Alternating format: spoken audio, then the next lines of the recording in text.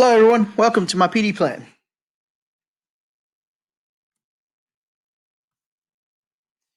The topics you'll see are going to be problem statement, data trend, what's targeted for improvement, the PD plan itself, what the outcomes have been of that PD plan, and the obstacles and opportunities that have come along with it. So, the problem. The problem is that I noticed the third grade star reading scores underperformed their peers for 3 consecutive years. It's definitely a problem. Upon deeper analysis, I noticed that there's a similar decrease in the Terra Nova kindergarten through second grade performance for the same 3 years, particularly the language component of the test. So I tracked the data and graphed it out. You can really see here pretty easily that there's been a severe downward trend in our language scores in Terra Nova for the past 3 to 4 years. I tracked groups of kindergarten students from 2015 to 2017 to see how they've done. These scores are again above. I've tracked the scores and performances of students that score above the 40th percentile. And then over here on the right, we have the STAR scores for the same years. Third grade, approach and above. So we're basically looking at all the passing percentages for third grade general ed students for the last few years. And you'll see again a steady decline. We kind of held status quo there, but again, we were outperformed by our peers. In my PD paper, I actually tracked the performance of the Terra Nova test for students that score above the 60th percentile because I want to draw a correlation to how that equates to mastery on STAR. So improvement is definitely required. There's 4 areas. I saw phonics, fluency, rigor, and alignment to new standards. And the alignment to the new standards is because, again, the RLA standards changed this year.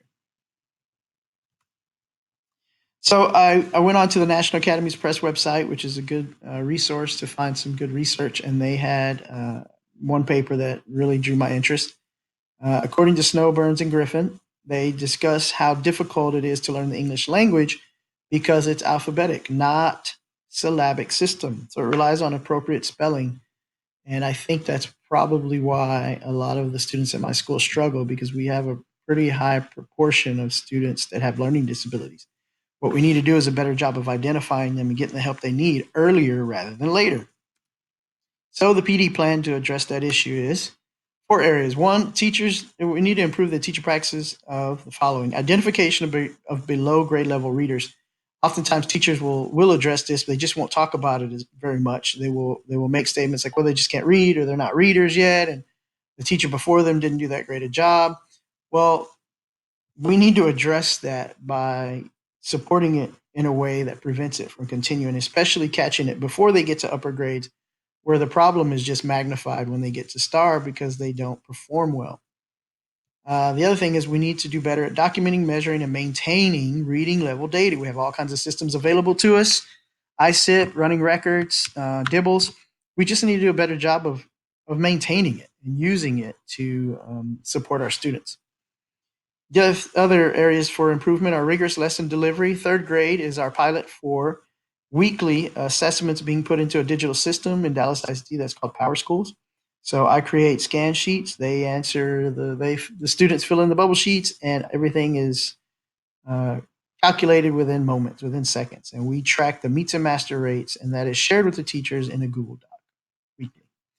And then again, you'll see the alignment to new standards. We need to improve our alignment. My principal shares with me the 2.1 TEI Domain 2.1 scores for alignment to see how well aligned they are to the new standards. And you can see here it says average scores show lower performance than last year, which I anticipated because they're getting used to the new standards. I anticipate that improving as the year goes on.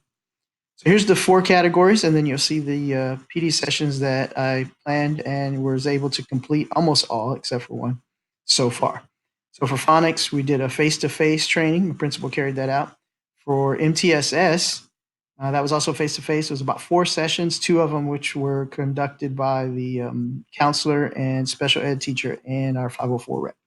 And then I follow up again with a virtual session that everyone can partake in at their leisure as it is virtual. I created a Bowie Learning Network and house all of our virtual trainings there, and they can access it at any time.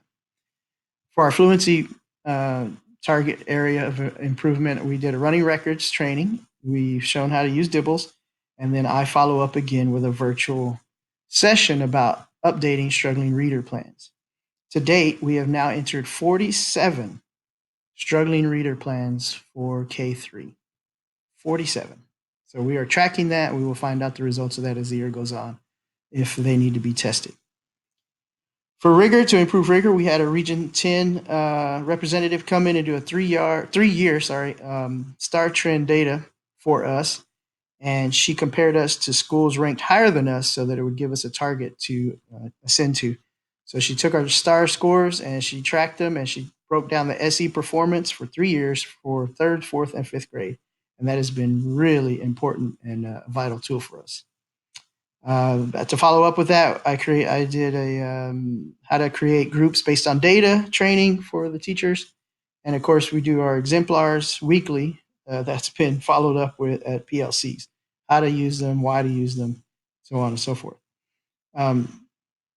You'll also see that down at the bottom it says reflective action theory. That's where I get teachers to do a video self-reflection, and I've only been able to do that with one teacher, but it has been the third grade teacher. I wanted to do it with everyone, but I haven't had the time. So that one third grade teacher has videotaped herself teaching and filled out some forms to have an opportunity to grow from how she sees she should grow. And then lastly, we have again the alignment to new standards. Unpack the new standards. We did that face to face, about 4 sessions at the beginning of the year, and then weekly we cover it in our PLC meetings, and that's also face to face. So outcomes. What have been the outcomes? We've been using ISIP data to track the effectiveness of the PDs. Right here, you'll see the overall reading scores for kinder, first, and second for the October ISIP. And you go over to November, you'll see in green that they have each shown growth. That's a great thing. Now, tier 1, tier 2 sounds like, hey, I want to be tier 1, tier 2. You don't. That's actually the most struggling readers. And you want to see a decrease in this score, as you see right here for kindergarten from October to November. I think it was just one student, but there was a decrease. You want to see an increase in your tier 5 to tier 3s because those are your readers nearly on grade level or at grade level or above grade level. You can see here in first grade, we definitely did not have the combination that we're looking for, so they will receive additional support. Second grade is doing actually really well.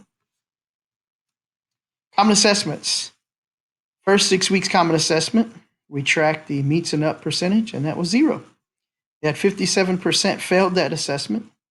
Second 6 weeks, we had a 43% meets and above percentage and 100% pass. No one failed. So very good growth there on our common assessments for third grade. That is our third graders. Lastly, our obstacles and opportunities. So obstacles, teacher efficacy. It's been difficult because time is tough, time is limited, and getting some teachers are just not that efficient at maintaining running records. Most of the I say every teacher gets the students into the ISIP lab to get that done every month, but they don't always use the data to follow up with interventions. I have to be really diligent about sending reminders.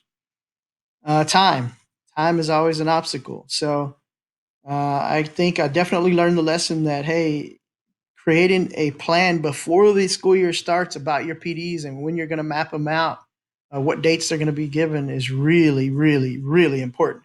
I've been able to get most of them completed, but I have not been able to add anything to the plan. So once it's there at the beginning of the year, you can kind of get it done. After that, there's really no way to add anything. The district takes up a lot of teachers' times. So the solution I've come up with is using virtual PDs. And for the most part, through Google surveys, the teachers have responded overwhelmingly positive to the virtual PDs, especially if they're given after a face-to-face training has initiated the topic. They've really responded well to virtual PDs. Final reflections on the plan and follow-up scheduled. Early literacy instruction for first grade will receive intensive support for the remainder of the year, and ACP and mock star scores for third grade will determine the next steps for teacher and students. Guys, thank you for viewing this. Don't forget to post and respond, and if you have questions or comments, please make them. Thanks for your time.